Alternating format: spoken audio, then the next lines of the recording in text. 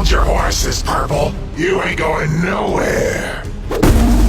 Out of my way, lizard. Green, I'm warning you. Step aside or suffer the same fate. Come at me, and I will put you back in your proper place. Ah! You're all just stepping stones.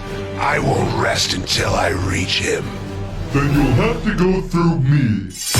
You don't understand. I had no choice. There are things about this place that you don't know, Blue.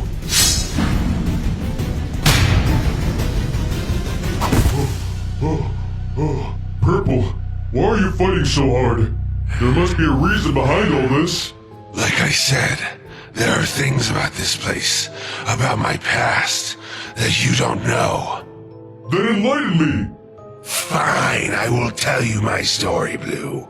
And at the end of it, if you still wish to fight me, then so be it. It all started on that one horrible day. The day of the fire.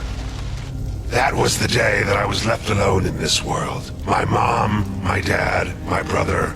I had lost everything. My family didn't have much, and what we did have was burnt up in that flame. But I'm a survivor, you see. From there, I moved from foster home to foster home, meeting new families and playing them for suckers. I was constantly on the move. If I ever stuck in one place for too long, I started to have nightmares of my old home, my old family, and the fires that swept them all away. Because of my tendency to move around, the school systems didn't know what to do with me. I decided on my own to drop out. From there, I became something of a street rat, robbing what I could from rich passerby, enough to survive, and perhaps a little more. My sticky fingers made me something of a legend on the streets, and I quickly gained some new friends. Dangerous friends. We had a solid crew going, but as our power grew, so did that of our rivals. From pickpocketing to vandalism, we were always competing against each other over territory. And to make matters even more complicated, their leader and I, a strong, beautiful woman by the name of Violet, quickly fell in love. Eventually, she even became my wife. Hold up, you were married? Like I said, there are things about my past you didn't know about. Our romance was done in secret to not anger either side. But eventually, there was too much to hide. My wife had become pregnant, and we both decided there and then that we needed out of the game for good. So we ran away from it. We had gotten good at it after all, running away from life. A year had passed, and my wife gave birth to a beautiful baby girl. We didn't have much after leaving it all behind, but we had each other. We could finally start over. Unfortunately, life had other plans for us. One day, my wife's old group caught up to her as she was buying groceries. They didn't take kindly to what they called deserters, and decided to teach her a lesson. She didn't come home that night, or any night after. She was gone, and I was left alone with our daughter. Without my wife's help, I lost my way again. Turned back to a life of petty crime, all in an effort to provide. It was all I knew. I tried to keep my second life from my daughter, but as she grew older, I think she started to suspect her dear old dad wasn't as good of a guy as she thought. Nevertheless, we managed to eke out a humble life for ourselves, even as I struggled to make ends meet. That is, until the day before my daughter's 10th birthday. It was at this time that I first heard the name Rainbow Friends. Apparently, it was all the rage amongst my daughter's classmates. I knew there was no way I could afford to take her there, and I told her as much. She understood, but I could tell deep down that she was disappointed. I resolved to myself that if I couldn't bring her to the Rainbow Friends, then I could bring the Rainbow Friends to her. That night, I made my way to the play place. The place looked abandoned, completely run down. Regardless, I busted in and started my search. There had to be some sort of dolls or other merch I could grab for her. My search took me deep into the play place, and all the while, I was being watched. I finally made my way to what looked like a laboratory when I saw it. I saw a man being turned into a monster for the first time. I only caught a glimpse, but it was enough. The man who had become Red was standing there, laughing, as a larger man was twisted and mutated into becoming who we now know as Orange. It was the most terrifying sight I ever laid eyes on. When it was over, I couldn't help it. I screamed. Red turned to face me, and I'll never forget what he said. Ah, do you want to become my friend too? I ran, but I didn't know where I was going, whereas he knew the facility like the back of his hand. So I ducked into a vent. I sat there in the darkness for a moment until I heard a flame flicker to life. I turned, only to come face to face with the man once more. Boo. I woke up strapped to a table, with Red standing over me. He was holding a binder, full of pictures of me, my wife and my daughter. My, what a tragic life you've led up to this moment, my friend. I am truly sorry. Can it? You're no friend of mine.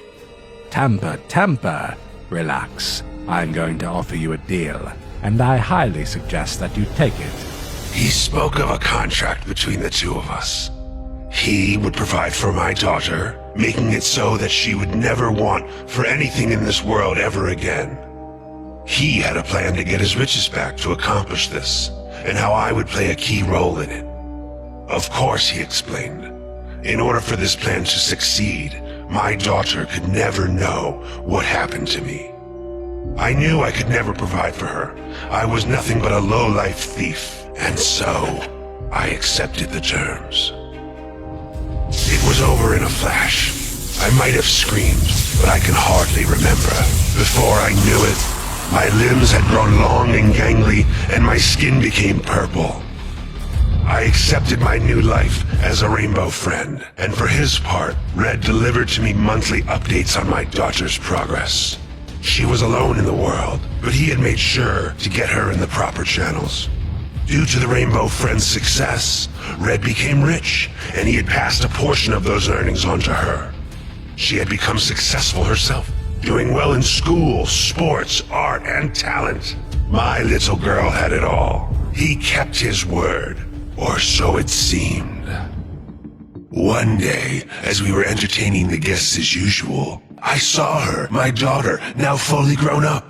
She looked just like her mother. I couldn't believe my little daughter had turned into the successful woman that stood before me. And yet, I couldn't bear to face her, so I hid. I was ashamed of what I had become. No daughter should have to see their father in this condition. Then she walked closer. She seemed sad, lonely even, as if she was looking for something. I reached out of the vent to make my presence known, but she was called away by Red. He ushered her out of the room, and I never saw her again. That's a sad story, but I don't understand. You've been here for a long time. Why act out now? It sounds like your daughter is safe.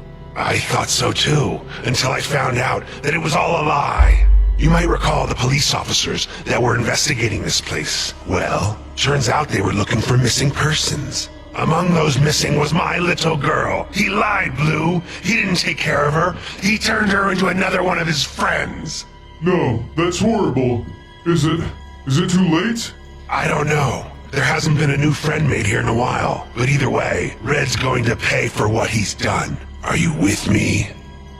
Let's do this.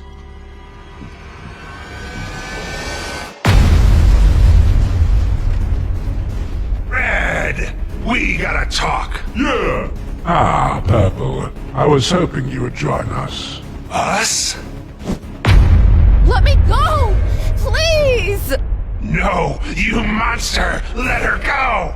Wait, that voice. Dad? Well, Purple, aren't you going to answer her? Come on, buddy. You can do this. It's me, sweetie. Dad, you're alive? I thought you... I'm so happy you're okay. You are? I'm so sorry. I tried to make your life better, and all I did was ruin everything. Nonsense. For you see, now you can be together forever. No! Blue! I'm on it! I have had enough of you!